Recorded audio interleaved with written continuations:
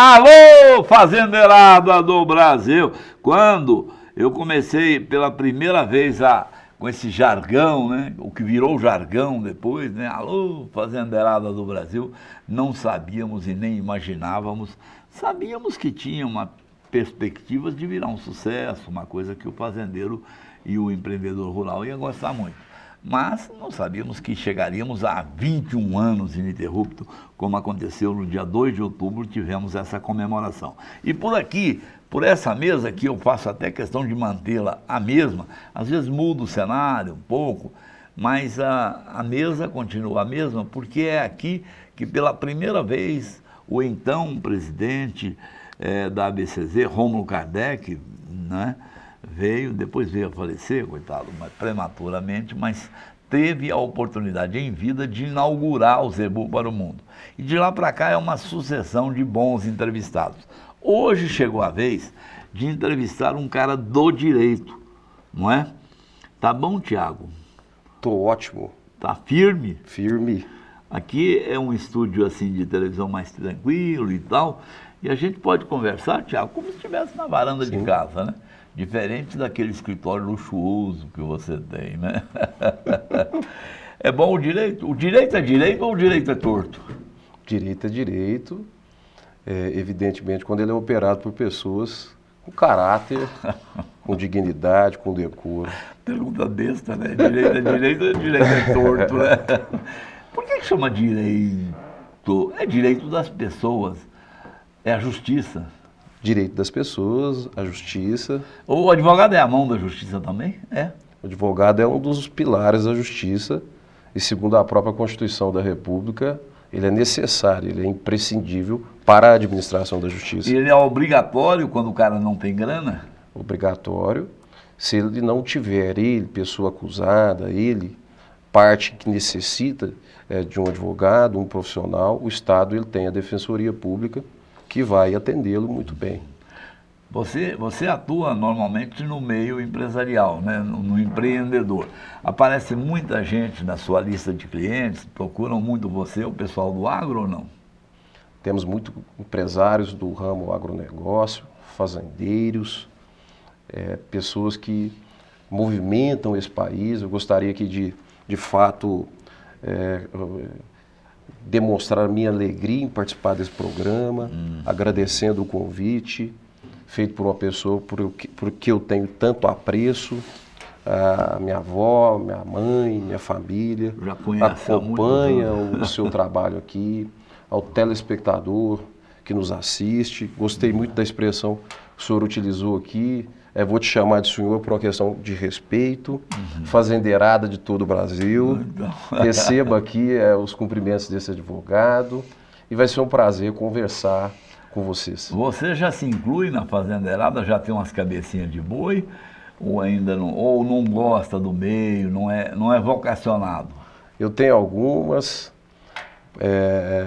estou iniciando no agro, iniciando na pecuária, mais perto desses grandes empresários. Você ainda é miúdo? Sou pequeno, sou uma criança. Mas assim, a intenção é crescer. É crescer. É crescer. Não é? Porque estando advogando no volume que você está, você atende clientes, eu vi seu perfil, atende clientes do Brasil inteiro. Sim. Nas mais diferentes faces do direito, Sim. não é?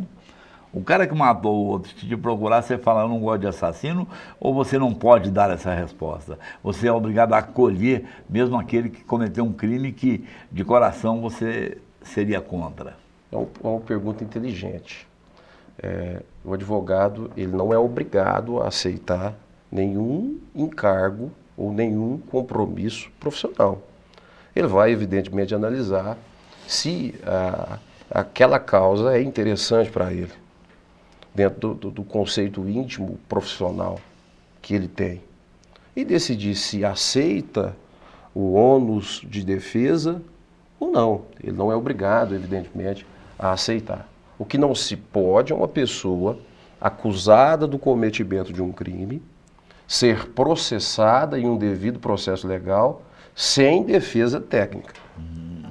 Na impossibilidade dessa pessoa acusada do cometimento de um crime não poder constituir um advogado, o Estado oportuniza a Defensoria Pública e muitas comarcas que não têm defensores públicos, advogados dativos que estão ali de fato para atender isso. Agora, o critério é sempre o mesmo, Tiago, para crimes com relação à economia?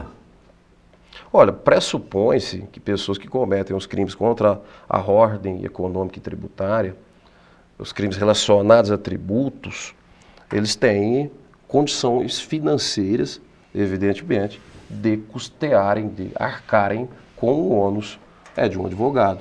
Mas, claro, pode ocorrer exceções. Pode ocorrer exceções. Também, não havendo condições, o sujeito quebrou, por exemplo, em função de um financiamento. Mas até por aquele financiamento ou por um outro motivo está sendo acuado, pressionado para pagar um imposto grande. Esse profissional, não tendo o direito, a grana para o advogado particular, como você atua com particular, né?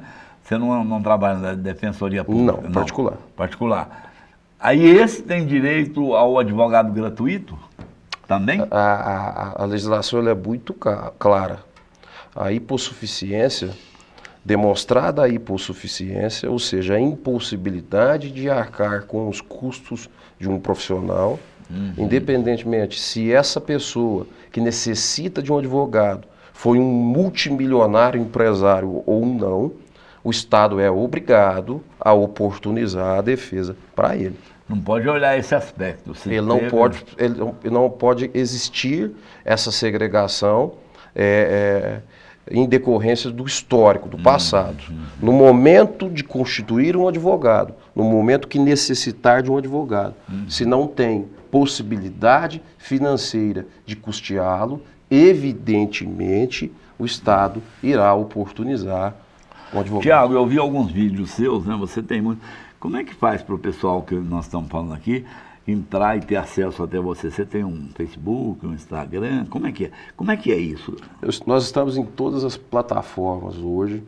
A virtualização, ela teve ela acelerou esse processo de virtualização, inclusive foi acelerado pela pandemia. Hoje os advogados, quase que unanimidade, estão nas redes sociais. O meu escritório não é diferente. Eu tenho a minha página pessoal. Como é que é o nome? Como é que nomina para ter acesso? @Tiago_Juvencio. Você vai ter acesso ali à minha rotina profissional e pessoal, tendo em vista que não há como dissociar o profissional do pessoal. Você é muito bom de tribuna. Eu vi nos seus vídeos a sua atuação em alguns casos, né? Teve já algum momento em que você estava com aquela empolgação toda, mas que o adversário seu, não sei se é assim que se chama, o cara que está defendendo o outro lado, né? Ele era tão bom que você tremeu na base, você falou, essa eu perdi. Chega um momento que pode ocorrer isso? Isso pode ocorrer, mas comigo não ocorreu. Não, ainda não. Não. É um prazer sempre estar ali no tribunal do júri. O desafio, quanto mais complicado mais motivação eu tenho. E é um grande prazer enfrentar os grandes advogados, que eu já tive a oportunidade em São Paulo, Belo Horizonte, Rio de Janeiro, no estado do Goiás. Não, e você não tem distância. Para nós é um prazer ali aprender, desenvolver e ter a possibilidade de fato, encarar os compromissos. Gente, o cara parece um ator, é brincadeira, ele anda de um lado para o outro dentro ali daquele espaço, né? Não sei se chamaria de palco, poderiam até chamar, já que estou te comparando a um ator, que você estaria atuando, né? Mas ele anda de um lado para o outro, ele gesticula, ele faz as paradas, ele fala. Você é um advogado também muito cênico, né? Você consegue, eu falei cênico, né? De postura cênica, né? Você consegue fazer do seu trabalho, da defesa do teu cliente, um momento de arte. Percebo isso, cara. Já te falaram isso? Não dessa forma. Eu vou dar continuidade a um posicionamento muito inteligente. Porque quem está ali assistindo os debates no tribunal do júri, vê a postura do advogado, a postura do promotor, e muitas das vezes tem ali uma ideia de que trata-se de um teatro uma situação encenada, uma encenação. Na verdade, é porque a emoção ali, ela fica muito evidente. E é real. Nós nos emocionamos durante os debates.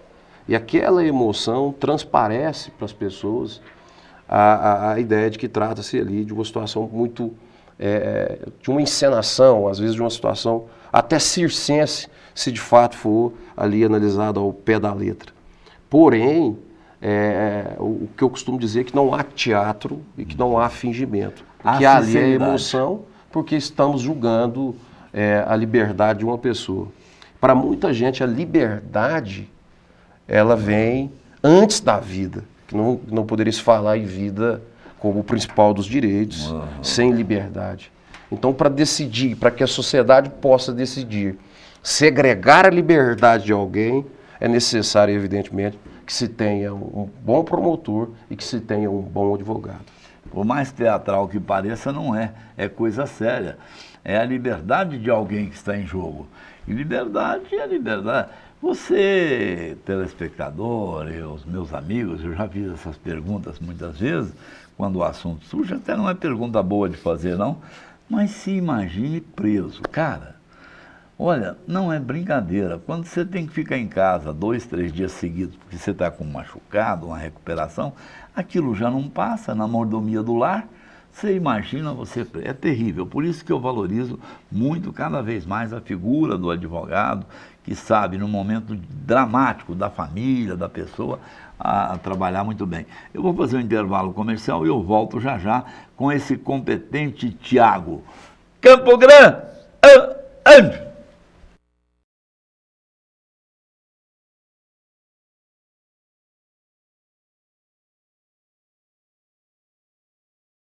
Pois é, estamos de volta aqui. Hoje o entrevistado é o Tiago.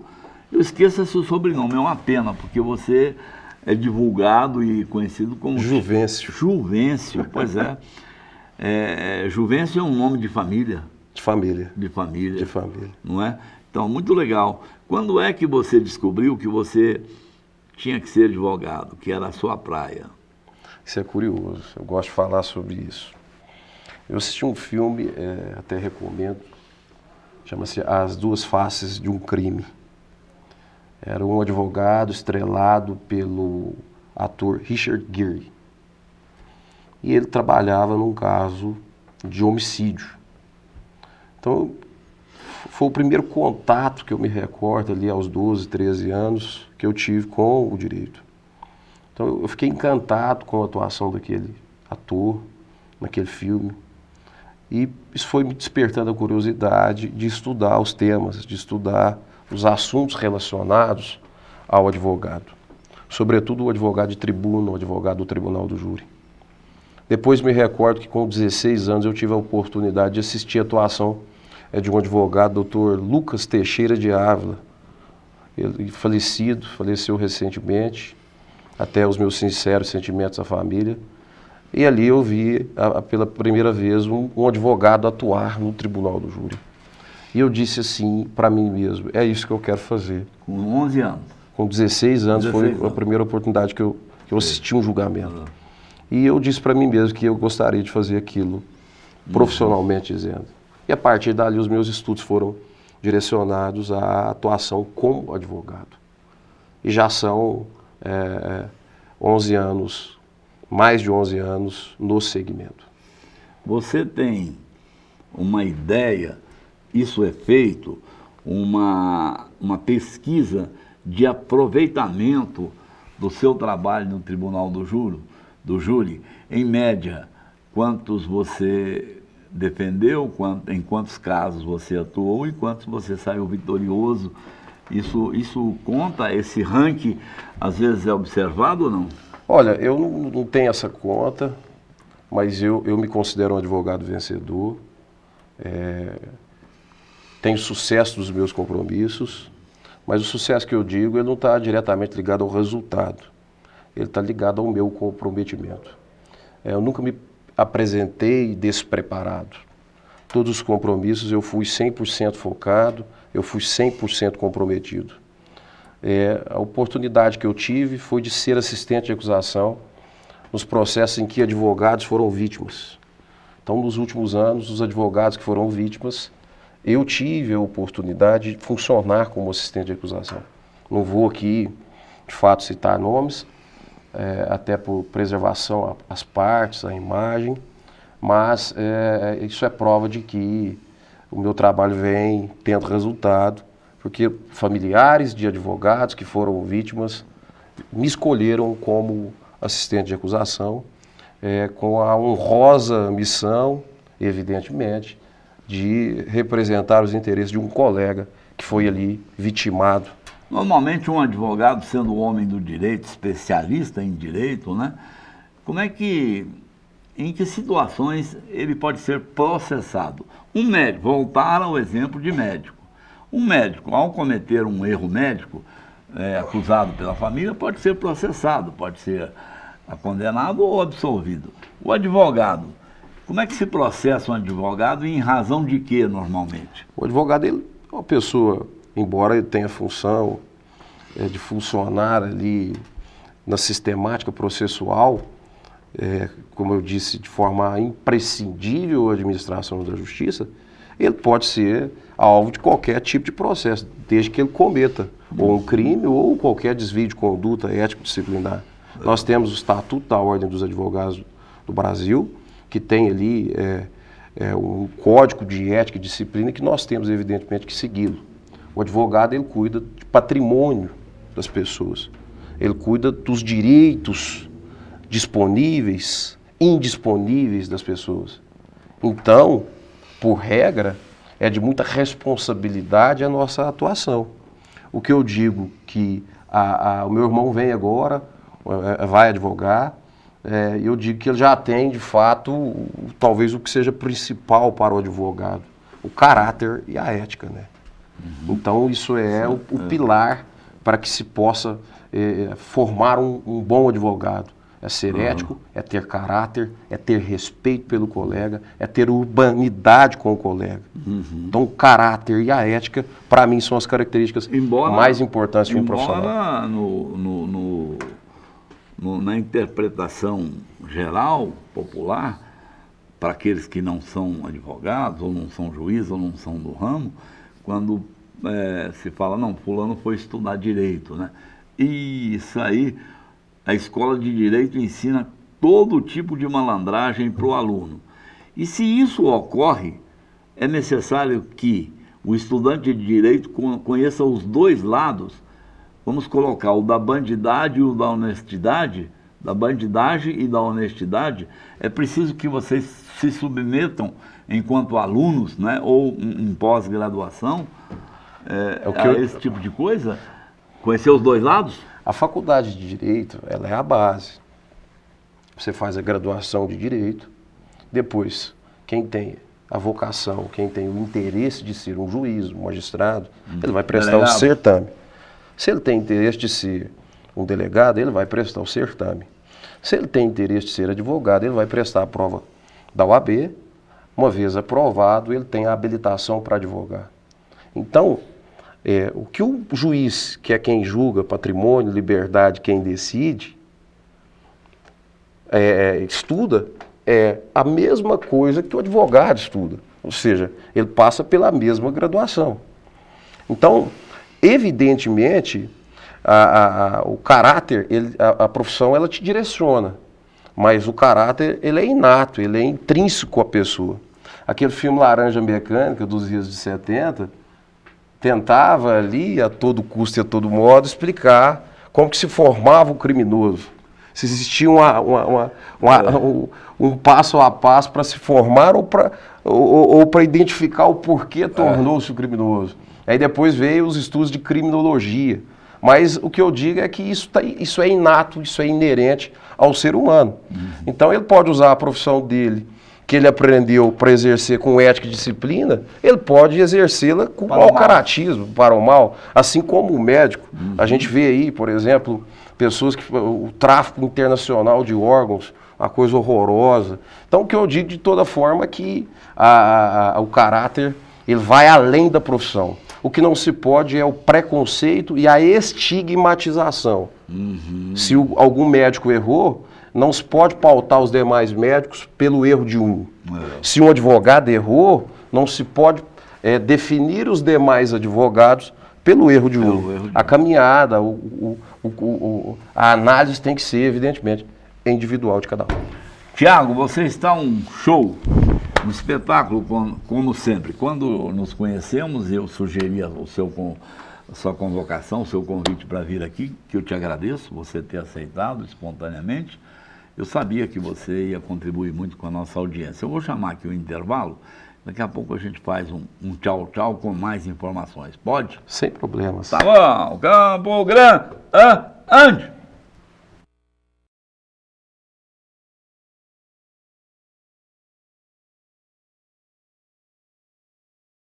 Pois é, hoje o programa foi assim, de uma maneira... Eu sempre chamo cada programa de especial, porque na verdade para mim todos são especiais, mas o dia que aparece aqui, que aceita o nosso convite, uma pessoa como o Tiago, não é? O Tiago Juvencio, que é um advogado de muito sucesso, muito procurado, não é? Eu fico muito feliz. E você teve aqui no programa um desempenho muito bacana, esclareceu muito sobre a profissão de advogado. Porque esse programa serve muito de espelho para o filho do fazendeiro, para o filho do empreendedor, que está procurando o que fazer. E às vezes o cara é um excelente lavourista ou pecuarista de sucesso, mas o filho quer um curso diferenciado. E ouvindo você, sente vontade de ser advogado, viu? Obrigado. É um prazer imenso esse programa que já existe há mais de 21 anos. Há 21 anos. 21 anos. Entrando na casa das pessoas, levando informação com muita dignidade, com a postura de um apresentador que retribua os dizeres, que quem me vê tem vontade de ser advogado, quem te vê tem admiração pelo profissional que você pela informação legítima, segura, ampla, ao telespectador de casa, o fazendeiro, o empreendedor do agro. Então. Um prazer ter a oportunidade de conversar com vocês, um papo descontraído. É um programa que eu tenho orgulho de ter participado. Pois é, que você guarde para o resto da sua vida essa lembrança, né? Hoje todos os programas, tudo que ocorre em vídeo é guardado no YouTube, você é um craque nisso, né? E faça mais. Como somos todos agro, você viu que eu abri lá aquele restaurante que é uma sequência do agro. Ali você comeu carne de lata, comeu linguiça caipira e foi pelo mundo agro afora também na culinária. Espero que você volte lá, que você tenha gostado. Eu digo para quem é de Uberaba, região, tiver a oportunidade de conhecer o Bar do Crozara, não irão se arrepender, com toda certeza. Comida de roça legítima. Tem uma carne de sol lá que... vou lá no Crozara, comer o quê? Comida de roça. Obrigado, viu? Falou, Obrigado. Tiago.